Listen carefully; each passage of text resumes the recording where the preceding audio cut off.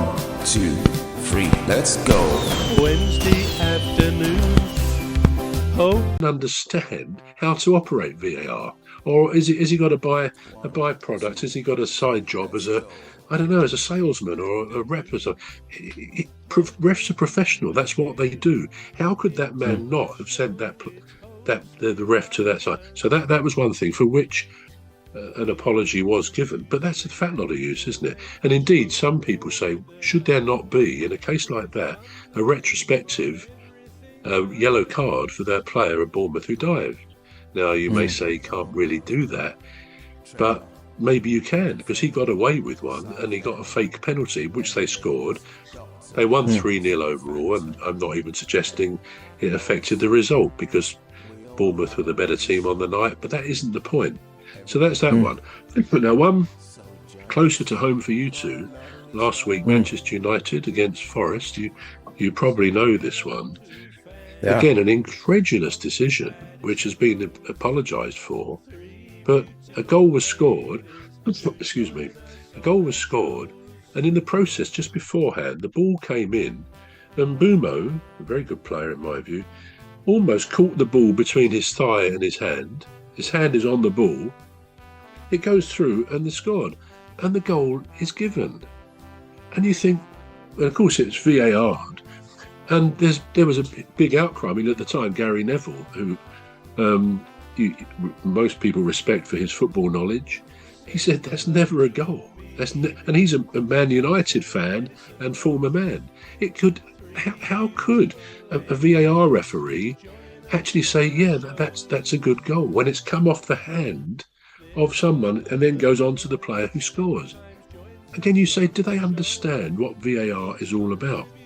And the last one is Brentford v West Ham. Now, West Ham are possibly most likely to go down rather than Spurs. Spurs will only need a draw at home to Everton, I think it is, on Sunday. West Ham are at home to Leeds. And now they've got to win and Spurs have got to lose. So the chances are, I mean, it could go either way, but the chances are West Ham will go down. Now, in their game against Brentford, a week or two ago, which they lost 3-0 at Brentford, and a friend of mine, she's a West Ham fan, and she said, I was screaming at the TV. We weren't playing football. I don't know what it was, she said, but it wasn't football. So it's not like they were playing great. They've had a bad spell, but there should have been. I won't go into the details of each of them, but again, VAR, the PGMOL have apologised because in that match, West Ham should have been given 2 penalties. Now, these are not press opinions, media opinions, pundits' opinions, my opinion. This is the very Referees Association who actually oversee VAR and all that goes with it. And they say West Ham were denied 2 clear penalties.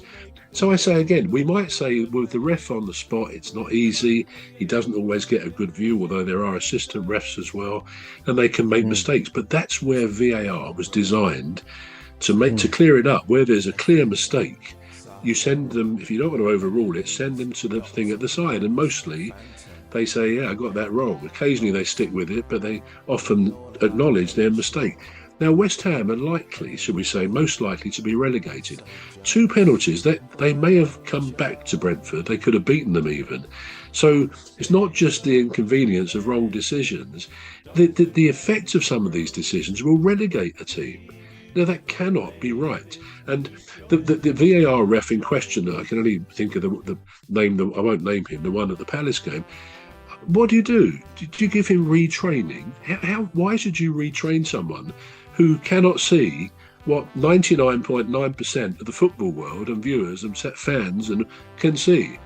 Either he doesn't wear glasses and he should, or he doesn't understand the system. I can't think of...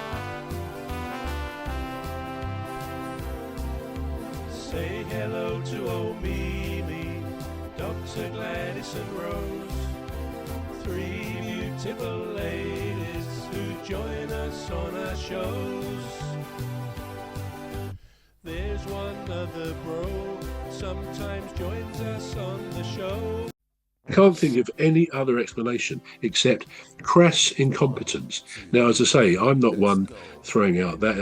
I don't often talk that strongly about something, but to me, it is ludicrous, and it just gives ammunition to those who say it should be scrapped, which I don't think it should be, because probably on balance, they get more right eventually than wrong. But that doesn't excuse what in these examples, and there's others as well, where they have to come out cap in hand and apologise because their people have got it what's the word I was going to use, totally wrong. So yeah, I've got issues with VAR, but not to say I would scrap it, but they all need a rethink in this close season, retrain their people to actually use their common sense, and don't start thinking, oh no, he's caught the ball almost in his leg, but that doesn't affect the goal. He's got it in his hand. So it's not handball we're playing, it's football. So yeah, I get mystified at the sheer apparent incompetence. Yeah, I've said all that. Got it off the chest. We're listening to the enforcer now. Yeah, well, the whole point of VAR coming in the first place was to, in their quotes, bring more goals into the game and to clear up evidence that they couldn't tell, like the fouls and stuff like that.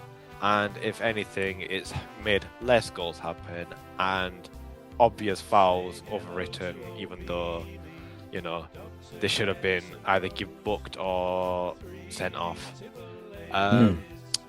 Yeah, there's a lot of things that VAR gets wrong, and in my opinion, it probably depends on who's in the lead in a sense. Man City have, for a while now, had a few incidences where we should have said, well, he should have been sent off for that. And yet again, kept him in the game. Arsenal, this entire season, somehow they've managed to not get one single red card. How on earth they've managed that? Like I said, they've got deep pockets full of oil. So,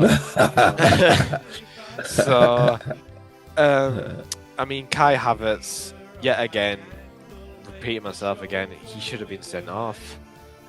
Same thing happened with Xavi and Van Dijk. He got his red card, even though I would arguably say that Xavi Simmons and Van Dijk incident was a little bit more tamer than what happened with Kai Havertz and the Bournemouth player. Burnley player. And yet Xavi got a straight red and Kai got away with it. So this is where you have to think now, who is, who's on the side of VAR here now? Who's, is it come down to it?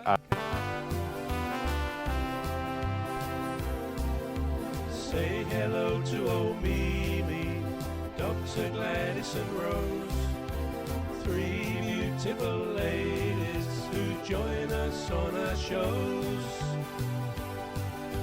There's one other bro, sometimes joins us on